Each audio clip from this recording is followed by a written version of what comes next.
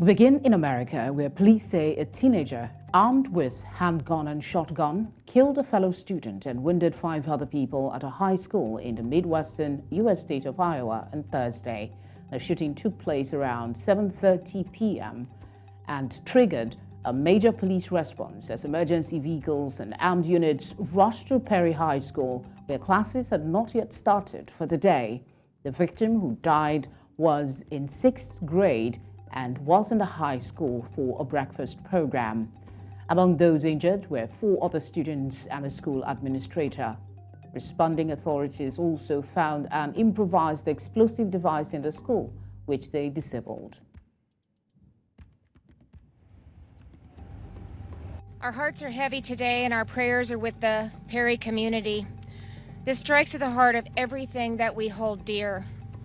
This senseless tragedy has shaken our entire state to the core, and I want this community to know that every Iowan stands with you. All of our condolences to the victims and their families.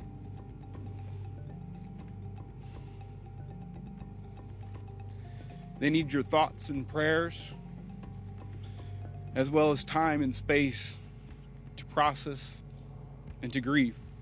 Officers immediately attempted to locate the source of the threat and quickly found what appeared to be the shooter with a self-inflicted gunshot wound. As additional officers responded, a systematic search of the school took place. Officers located during the search of the school an improvised explosive device. The state fire marshal and the Bureau of Alcohol, Tobacco, and Firearms rendered the device safe. To further discuss this, I'm joined by AGK Okpa, Global Affairs Analyst, who is also an alumni of Dallas Police Citizens Academy and Dallas FBI Academy. Thank you very much for giving us your time. From your experience at the Dallas Police Academy and the FBI Citizens Academy, do you think that school shootings are a symptom of a larger problem in American society? If so, what might that be? Thank you for having me. And again, when life is lost as a result of, this sort of incident, it goes to the heart of the challenges that we have in America. We always wish, the last shooting is the last one we're going to have, but then these things happen, especially with kids. In schools, now we have what we call the resource people in schools. They are called resource because we don't want to have the sense of siege. Police people in schools, but that's what they are called. These are people supposed to neutralize anything with respect to what just happened. But because you have a society where we are entitled to have guns, because of the Second Amendment, then and then we have some people who get the gun through illegal means.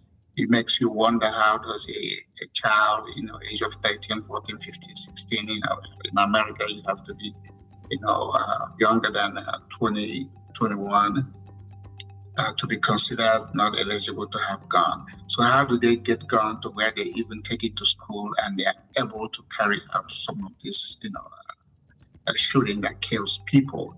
So it's a bigger issue. And then when you throw in the politics, depending on both sides, nobody seems to have a solution. But for me, when I went through those programs you talked about, it's always a challenge. I went to the Dallas Police Citizens Academy. That was 1998, and then FBI, 21 or so years ago. But it's still the same thing. America is a very violent country. Access to gun is easy. People get it from their parents, or they get it illegally through other means. So, when it happened in Texas last year, last year, year before, one of the things I suggested to the governor is that before any students get into schools, they have to go, through a metal detector, like you going through the airport, your TSA will search you, make sure you don't have anything that is dangerous. But again, when you throw in the PTAs, the parents and the teachers, they say, oh, that's too much, we don't need to do that. But I think there's a solution to these things, at least in the school compound. But the parents, the politics, it just makes it harder for a solution to come in. To exist that will address it. You're talking about mental detectors for schools. The school is supposed to be a safe place. Aside using such mental detectors, is there any other change, maybe, or changes that the schools make in way it is designed, so to speak, and how they operate in order to prevent or minimize to the bearers such incidents from occurring again? Yes, but when you talk about schools in America, our schools are not owned by the state or the federal government. So we have what we call the independent school district. And these independent school districts are political subdivisions specifically for schools. So, when things like this happen, of course, the police, the law enforcement people will respond, but the responsibility of the safety of each school lies with the ISDs, the independent school district. So they have to be the one that look at the facility design, to make sure that encourages public safety and discourage, ease entry and exit. So, but then those things, when you introduce it, then they go in and say, oh, we don't have the money. We don't have the money to do it. It's going to cost X amount of money. And then the party goes to the school board. Again, the ISDs are controlled by school boards. They have a superintendent who oversees the school district, but then they have boards. And then the boards, again, you're going to have the politics of, the cost, or who's going to pay for it, how are we going to get the money. So those are the things that are causing the challenges. It's not that the solutions are not there. It's the willingness on the part of the political people, especially people on the board of the school district, to say that every school has to have this metal detector. If we have to have a special assessment of residents that live in the school district in order to, get the money to put this metal detector, that's what needs to happen. But again, the willingness to do it is just not.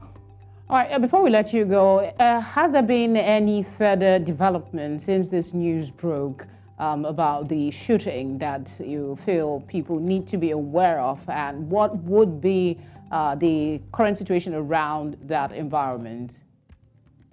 Are you talking about the shooting in Iowa? Yes, the shooting in Iowa, because that's the premise on which we're having this conversation, really. Yes, the shooting in Iowa, it mirrors the shootings before and the shootings that may happen again.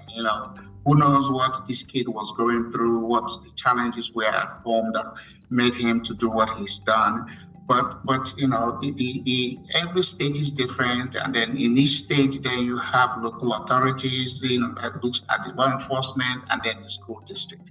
I am hoping that one day we'll come together as a nation and begin to address it, because the pains that society go through and the families, especially the young ones, even our grocery stores, even our restaurant, we got people that walk into a place and just start shooting people for one thing or the other. So there's a mental health issue.